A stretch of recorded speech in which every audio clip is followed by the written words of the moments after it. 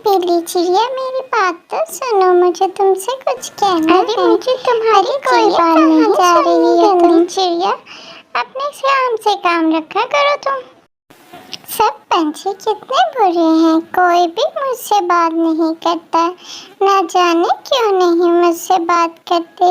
मेरा भी मन करता है मेरी कोई दोस्त हो, कोई मुझसे बैठ के बातें करे, लेकिन कोई भी मुझसे बात नहीं करता। कितने बुरे हैं सब। दरअसल प्यारे दोस्तों, टोनी के बाप किसी हादसे की वजह से टोनी के पैदा होते ही चल बसा था, और अभी टोनी छोटी ही थी कि उसकी माँ भी चल बसी थी। इसीलिए बाकी सब पंछी टोनी को मनोज समझते थे।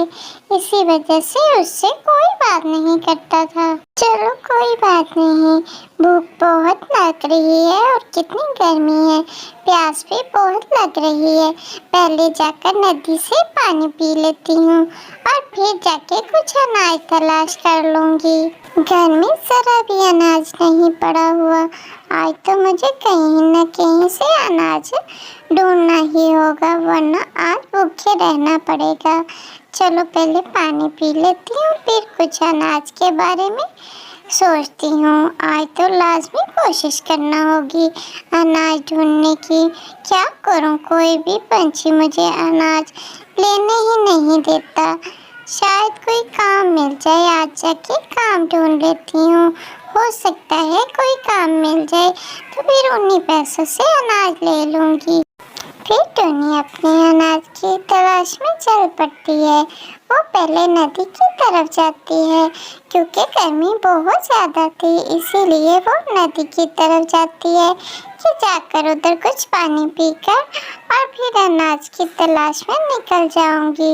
वो नदी किनारे अभी बैठी ही थी, पानी पीने ही वाली थी कि वो देखती है एक प्यारा सा पंछी पानी में डूब रहा था। टोनी जल्दी से फड़फड़ाते हुए उसको अपने पाँव में उठा लेती है और उसको उठाकर अपने घर की तरफ ले जाती है, क्योंकि वो पानी में डूबने की वजह से बहुत ही कमज़ोर लग रहा था। तुम्हारी सेहत काफ़ी बिगड़ गई है, तुम यहाँ आराम से बैठो, मैं तुम्हारे लिए कुछ खाने को लेकर आती हूँ। मुझे तुम्हारी तबीयत बहुत ही ख़राब लग रही है, मैं शाम को तुम्हें डॉक्टर के पास ले जाऊँगी, लेकिन क्या करूँ, मेरे पास तो कोई पैसे नहीं है। मैं खुद ही तुम्हारा कोई ना कोई इलाज करती हूँ, तुम यहाँ थोड़ी देर आराम करो। वो चिड़ा पहले तो काफ़ी परेशान लग रहा था, लेकिन टोनी का इतना अच्छा रवैया देख के वो भी टोनी से बातें करना शुरू कर देता है और टोनी को बताता है कि वो पानी में कैसे गिरा। फिर टोनी उसके लिए खाना बनाने के लिए चली जाती है। थोड़ी ही देर में टोनी खाना तैयार करके उसके लिए खाना लेकर आ जाती है। ये लो, मेरे पास और कोई अनाज नहीं था, रात के थोड़े चावल बचे पड़े थे, मैं वो ही तुम्हारे लिए ले आई हूँ।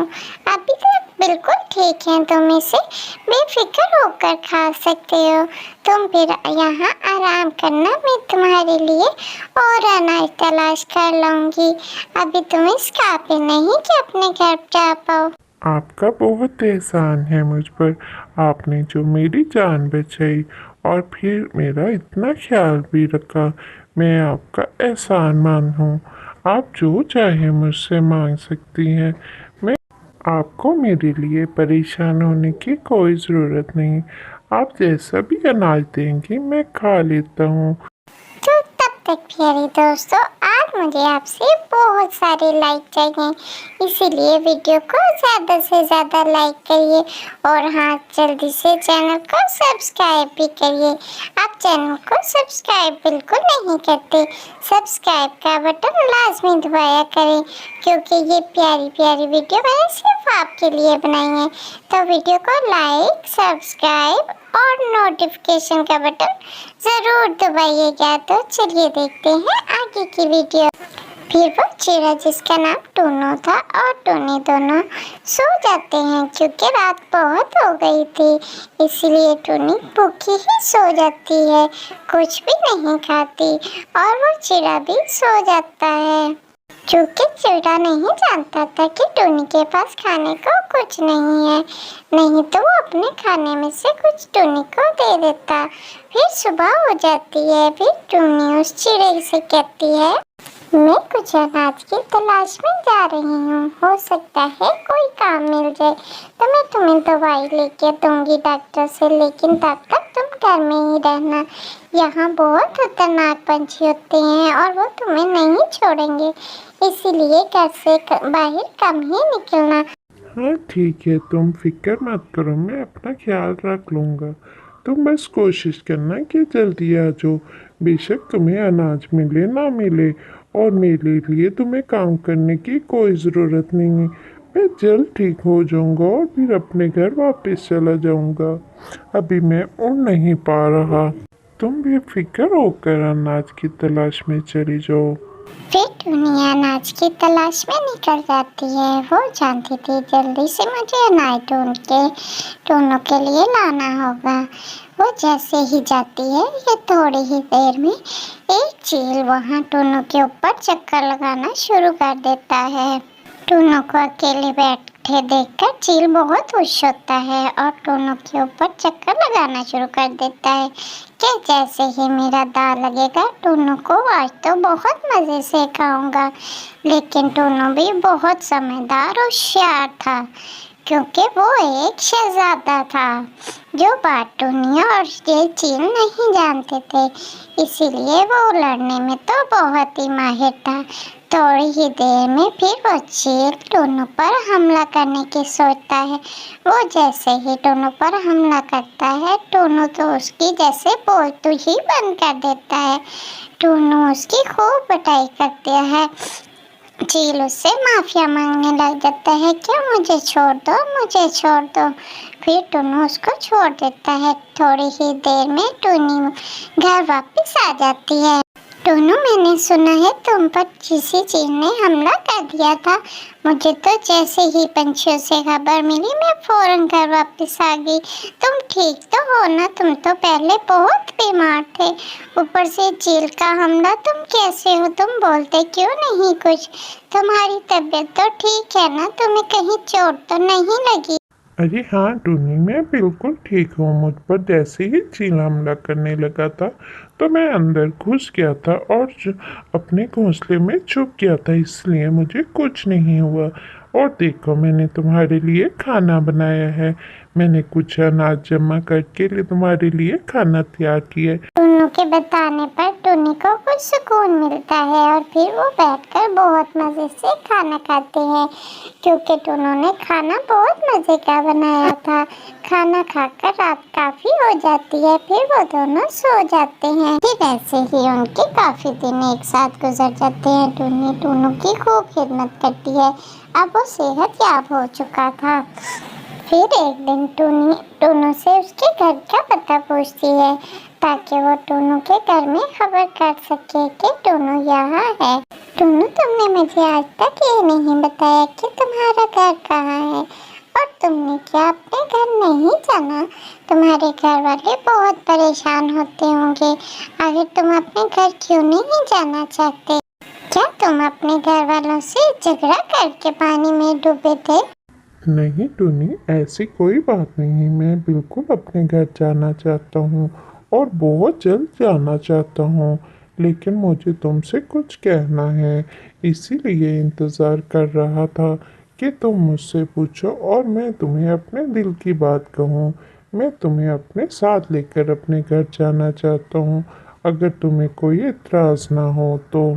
टूनी टूनू की बात समझ जाती है, लेकिन बिना कोई जवाब दिए वो वहाँ से चली जाती है, क्योंकि वो टूनू के बारे में कुछ नहीं जानती। वो जैसे ही अनाज की तलाश में निकलती है तो वहाँ शहजादे का एक सैनिक टूनी को मिलता है। वो सैनिक टूनी को बताता है, अपने शहजादे के खो जाने की खबर सारी उसको बताता है, और टूनी को उसका हूबहू नक्शा भी बताता है कि हमारा शहजादा कैसा है। टुनी फौरन जान जाती है कि वो ही शहजादा है। वो दिल में पहले तो बहुत खुश होती है, लेकिन फिर परेशान हो जाती है क्योंकि वो भी अपना दिल टुनी को दे बैठी थी। लेकिन जैसे ही उसको पता चलता है वो शहजादा है तो वो परेशान हो जाती है। अरे क्या हुआ टूनी, तुम इतनी परेशान यहाँ बैठी हो? आज क्या अनाज की तलाश में नहीं गई थी? अरे नहीं टुनू, मैं परेशान बिल्कुल नहीं हूँ। मुझे तो आज एक कालू कावा मिला जिसने मुझे एक शहजादा खो जाने की खबर दी है। वो शहजादे का सैनिक था और उसने हूबहू तुम्हारा ही नक्शा बताया है। अब मैं जान चुकी हूँ तुम एक शहजादे हो, और तुमने मुझे बताया क्यों नहीं? तुमने कितना गलत किया मेरे साथ। तुम्हें सच बता देना चाहिए था। तुम अगर सच बता देते तो मैं और अच्छे से तुम्हारा ख्याल रखती और तुम्हें ठीक ठाक तुम्हारे घर पहुंचा देती। अब रानी साहबा और राजा साहब कितने नाराज होंगे मुझसे कि मैंने उनसे ये बात छुपाई। हो सकता है वो मुझे कैद करवा दें। तुमने बहुत गलत किया मेरे साथ। अरे बस बस, इतना परेशान और सोचने की कोई ज़रूरत नहीं। तुम बिल्कुल परेशान मत हो, तुम्हें कोई कैद नहीं करेगा। मैंने तो तुमसे सिर्फ इसलिए छुपाया था कि क्या तुम मेरी असलियत जाने बगैर मुझे पसंद करोगी कि नहीं। अगर कोई जान जाता कि मैं शहजादा हूँ तो वो तो फ़ौरन शादी के लिए राज़ी हो जाता, लेकिन मैं तुम्हें एक गरीब चीड़ा बनकर आजमाना चाहता था। मैंने इसीलिए सब कुछ तुमसे छुपाया था। फिर वो शहजादा टुनी को लेकर अपने महल में चला जाता है। टुनी भी बहुत खुश थी क्योंकि शहजादे ने उसको दिल से अपनाया था। वो खुशी खुशी उसके साथ चली जाती है क्योंकि वो भी उस पर दिल हार बैठी थी। फिर शहजादा अपने महल में पहुंचता है। टोनी, ये रहा मेरा महल जिसकी आज से तुम मलका हो। अब ये सब तुम्हें संभालना है। मैं अपने महल की सारी जिम्मेदारी तुम पर सौंपता हूँ। आज से तुम मेरे दिल की भी और इस महल की भी मलका हो। अब यहाँ तुम्हें कोई किसी चीज़ की कमी नहीं होगी। मैं तुम्हें हमेशा सुखी देखना चाहता हूँ।